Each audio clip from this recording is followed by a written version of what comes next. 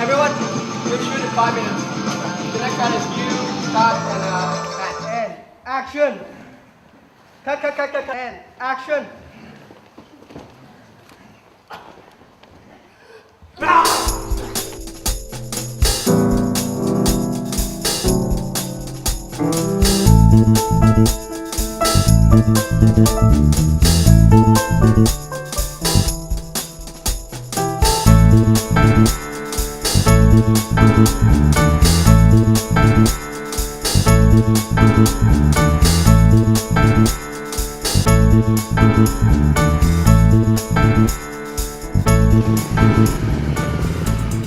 Oh, excuse me, sir.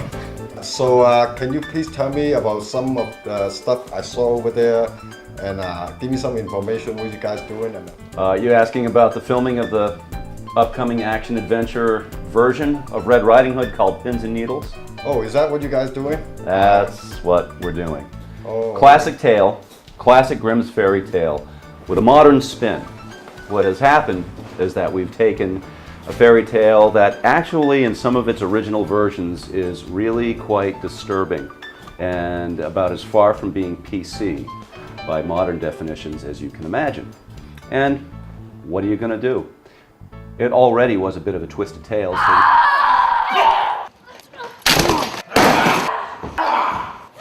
we saw the impact shot that you did. Can you please tell us more about the story, like what you guys doing? Okay, well, the story is a retelling of Little Red Riding Hood. We're adding in some martial arts action.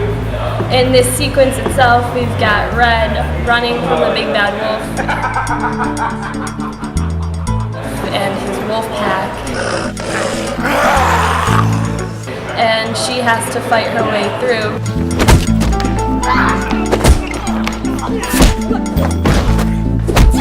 And it's trying to take her life, basically, and eat her. So she's just got to fight her way out. I keep seeing those arms and legs. Is that you over there? yeah, well, what can I say? The big bad wolf needs a little bit of primping, you know. He's been in charge of this motley gang for a while now, and he expects top shelf treatment, so he needs a little manicure from time to time. All these little wolves, how come they don't turn into, part of the real wolf? In this story, if I may add, the big bad wolf really is the only character in the gang of wolves who exist in this story who actually is part wolf. And they just look like ordinary human. That's because that's what they are. They try to copy. They're all a bunch of wannabes. Very talented wannabes, mind you. They can fight their way out of anything. We're a wolf pack, so they better know how to handle themselves, but they're people. They're still human. Well, it's a project that I've been trying to shoot for a long time and want to develop as a feature film. How do you know the director? His name is Leo. Leo K. Angelos.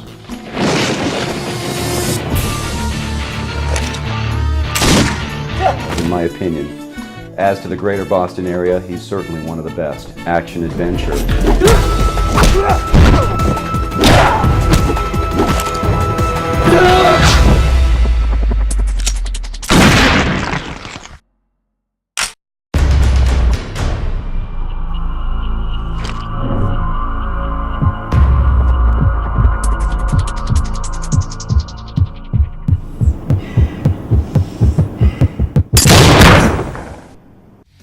Script writers.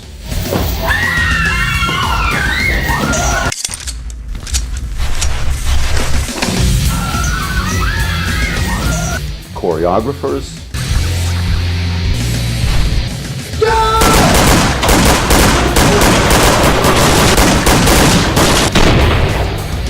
Cinematographer.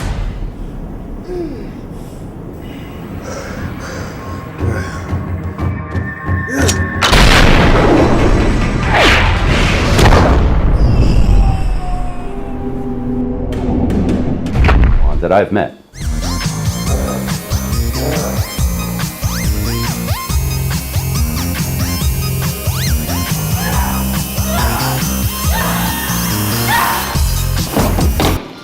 Okay, excuse me. Back for a second, please.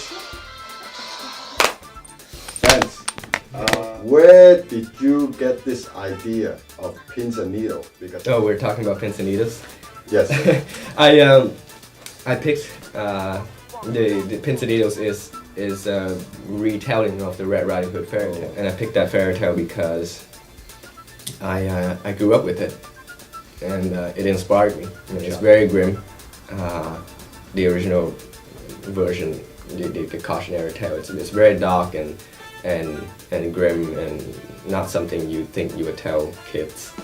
1 year ago, in a hot, humid, sweltering basement, I was asked to help to fill in as a body double, a stuntman basically, for the role of Batman. I was lucky enough to get the job on that day, put on the Batman suit, and I was also fortunate enough to have Leo choreograph the entire fight scene.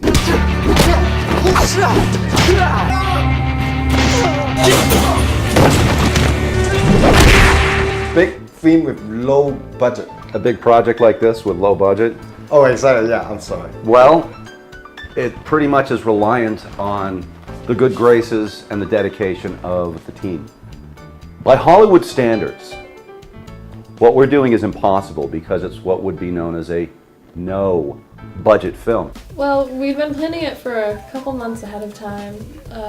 Earlier in the spring, we talked about shooting it, tried to figure out some dates that would be really good for both of us. Getting together the cast, getting together everything else we needed, props, getting a location. It took a little while, you know, but not more than a few months. A micro-budget film, by those kinds of big studio standards, operates at $100,000 or more. Please tell us how to operate a system like that without any money. It's just difficult to shoot with little to no money. With very little Like money, that. it all hinges on the dedication of the cast and crew. And this project certainly doesn't have that, not even a tenth, perhaps not even a thousand, who knows. What I do know is that I worked with Leo, the director, cinematographer, and writer, on another project a year ago as my fight director, and he did a brilliant job. We had 30 combatants in our movie. Nobody got paid. All of the stunt actors were people that we've worked with in the past, and my friend Manny, who flew to Boston and Rhode Island all the way from Chicago.